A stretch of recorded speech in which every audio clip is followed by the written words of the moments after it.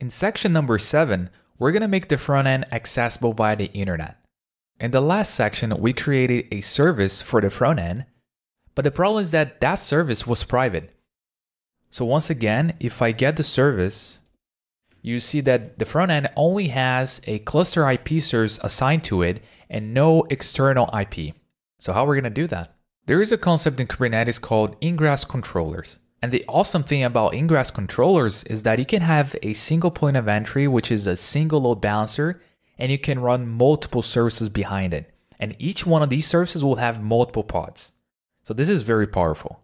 Now, in terms of options that we have for controllers, you can see a huge list here. So you have Ambassador, you've got HA Proxy, Istio, Kong, Nginx, Traffic. So there's really a lot of options. In our case, I'm using the Nginx Ingress controller for Kubernetes. And I just want to spend some time now to show you how the deployment works. Basically, I have a namespace called Ingress Nginx, which was created when I deployed the controller. Now, if I get the pods inside that namespace, I should be able to see my Nginx server, which is this one. And I can even go inside this pod to take a look at what's in there.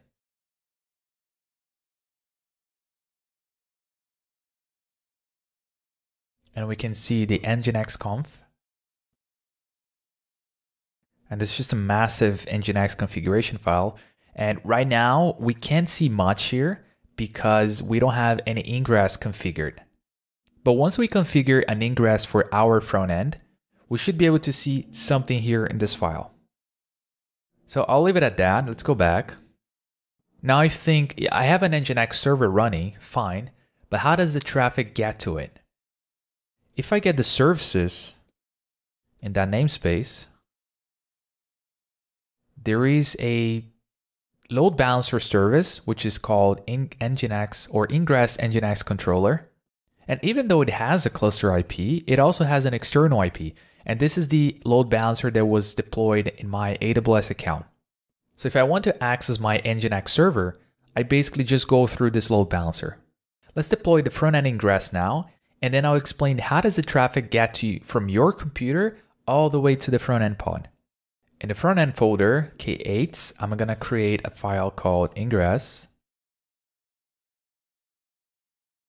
And because this is a totally new type of resource that we're working with, let's write everything from scratch. So the API version for the ingress is a little bit different. So it's networking.k8.io/v1 beta 1. So it's a very big API version. And then the kind is called ingress. Then for the metadata, we have the name, which is going to be front end, the namespace team1. And it's not because I have an Ingress Nginx namespace that they need to deploy Ingress resources there. You can deploy Ingress resources anywhere in your cluster, any namespace. The next, the spec for the ingress. And then we have something which is called ingress class name. So ingress class name. This is going to be Nginx, and let's understand why. So first thing I need to do is to list all of the deployments in that Ingress Nginx namespace. And we can see our Ingress Nginx controller. So I'm just going to get deploy, specify that name, Ingress Nginx namespace, and then the output I want in YAML version. So I want to take a look at the YAML definition for the controller. And to make things easier for us, let's pipe to less. Now let me look for the name class, for the word class. And it shows up there on the right, but let me get the next occurrence. So there we go. And this is the container for the ingress controller. And one thing you see is the ingress class. So we've got --ingress class is Nginx. And let me explain why you have this. So imagine that you have 3 services, service A, service B, and service C. Service A and service B, they don't usually get a lot of traffic. So you don't wanna have a single load balancer for each one of them. So what you can do is put A and B behind the same load balancer. Now let's say service C receives a lot of traffic, which means that you really want to have a separate load balancer for it. So in this scenario, we would have two load balancers, one for A and B and another one for C. If you want to leverage Ingress controllers, that means you would have to create two separate Ingress controllers, because for each one of them, you would have a load balancer. Now, if you have two Ingress controllers and you're declaring a Ingress resource, like we are for the front end, how are you going to tell Kubernetes that my front end, or in this case, let's say service A, should be behind this load balancer, and then service C should be behind this other load balancer, which is controlled by a totally separate Nginx Ingress controller? So when you're in a scenario where you have multiple Ingress controllers within the same cluster, the class actually defines where the ingress is going to go to. I hope that makes sense. So basically here, because the ingress class is called Nginx, I only have one controller in my cluster, but I did set a class called Nginx. That means that whenever I declare an ingress that I want to be part of that ingress controller, I need to specify the ingress class name here, the same thing that my controller is configured. So because I configured Nginx for my controller, that means my ingress needs to be Nginx as well. And that's basically how you decide to which controller this ingress resource will belong. All right, after that, we have something called rules. And the rules key is very powerful. You can do a lot of things with it. But what we want to do is every time you specify a certain DNS name, we want that traffic to go to the front end. So let's translate that statement into code. So first we have the host. And the host here really can be anything. In our case, and that was a requirement of the challenge, it should be front end and then the team name. So each team would have their own URL. In my case, I'm running this as team1, so it's going to be frontend.team1.k8ctf.com. And if you're wondering if I own this domain, I actually don't, but I'll explain how this thing is going to work. Then after that, I'm going to say that the traffic is going to be an HTTP traffic. And then I need to define the paths. So paths basically define where will the traffic go once it gets to my Nginx server. So every time the host or the DNS name is frontend team1k8ctf.com, I want that to go to my frontend service. So then I just need to use the backend key. So the path is going to be the backend, and the backend has a service name, and it also has a service port. Service name is going to be front end, and service port is going to be 8080. And you just need to make sure that that matches exactly. If I do get service team1, my front end is expecting traffic on port 8080, and that's exactly the port that I need to specify here. So let's deploy this, and I'll explain how the traffic will get to the front end.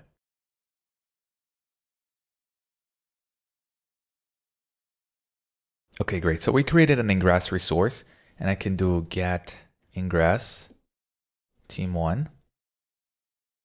And what we see is the name of the ingress, which is front end. The class that I explained what it is, it's Nginx. The host is frontend team1k8ctf.com. Address, right now there's nothing, which is weird, but hold on. And then the ports is port 80. So don't confuse the port of the ingress with the port of the service. The port of the ingress is for Nginx. The port of the service is for the front end.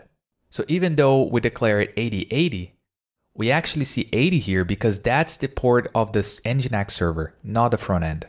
Okay, let's see what happens if I do the same command again. All right, something's different. Before the address was empty. Now there's a huge URL for the address. So let's understand where that came from. If I get the services in the Nginx or Ingress Nginx namespace, you see that this address, it's actually the same address as this one.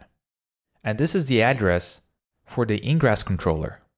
So the reason why before it was empty and now it has this address is that Kubernetes was just configuring Nginx to send traffic to the front end. Okay, I know that all this is very confusing, and honestly, when I was learning this, for me it was extremely confusing as well to learn. Okay, so let's see how I can actually access the front end pod from my local computer. So again, the point of entry for us to get to the front end, we first need to go through the Ingress controller. And the Ingress controller has this load balancer assigned to it. So I'm gonna copy that address. I'm gonna do curl. If I send this, we get Nginx, and we get not found. So how can we tell this request that we want to access our front end? Going back to our file, remember that we defined a DNS name for the front end. So here we're saying that every time we access frontend.team1k8ctf.com in our browser, we should be able to get the front end. Now, when you type in this address in the address bar in your browser, what happens is that the browser sets a header called host. And the host is the same as this, whatever is in the address bar. The only problem here is that I don't own this address. If I go back to the terminal and do curl, and the address, it says it can't resolve because k8ctf.com, I just made it up. I don't actually own this domain. So this is the workaround that we're gonna do. This is the command that I run before.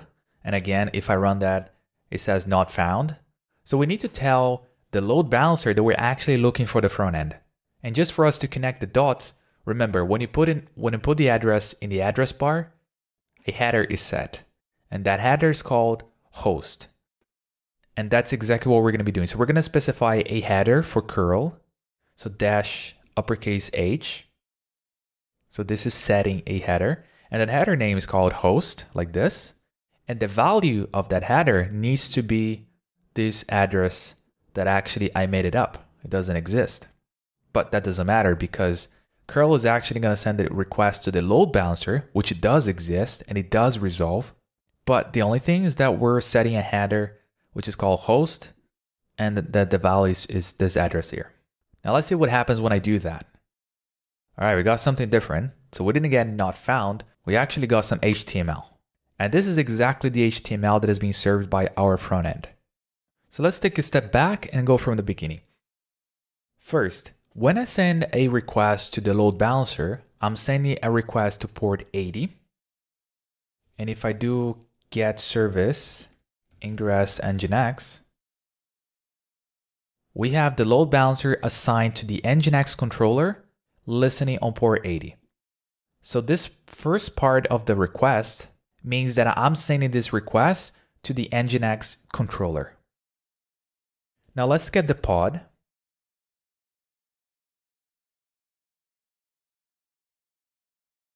Which is this, and let's go into the pod or into the container.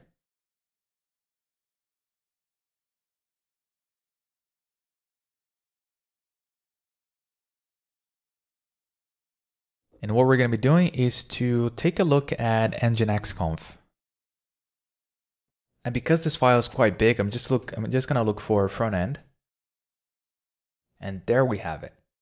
So now we can see that we have a server block, which I guarantee to you it wasn't there before we deployed our Ingress resource.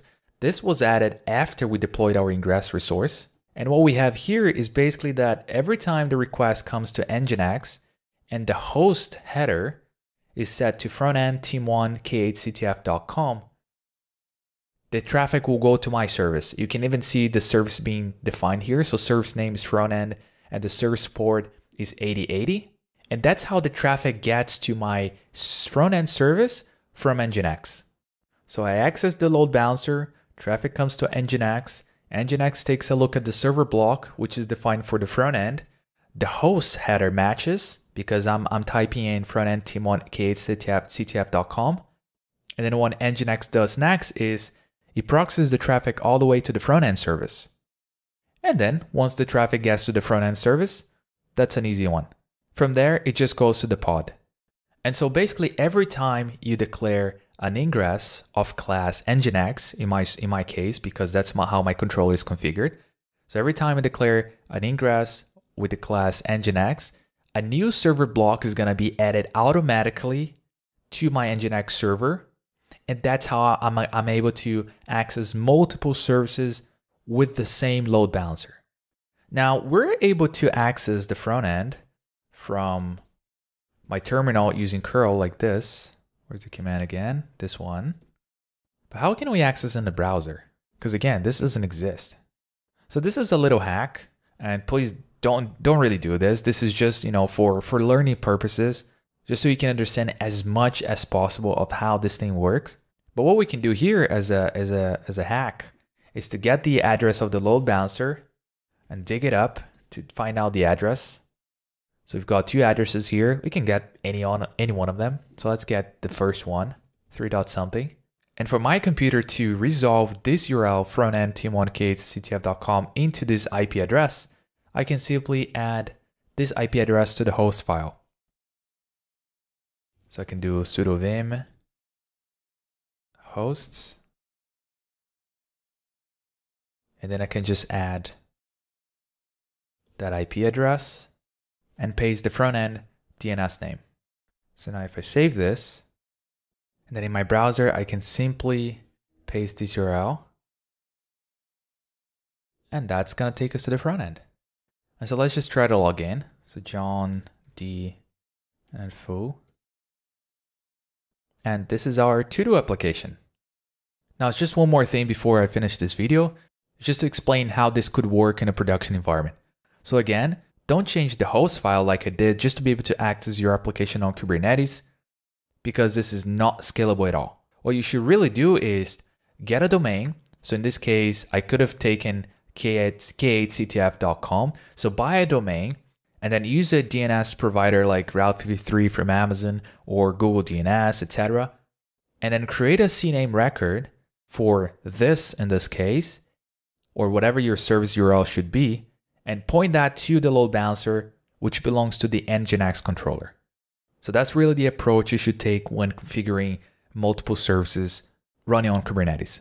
All right, so I hope that all made sense. And the next section, which is going to be the last one, we're going to be learning network policies.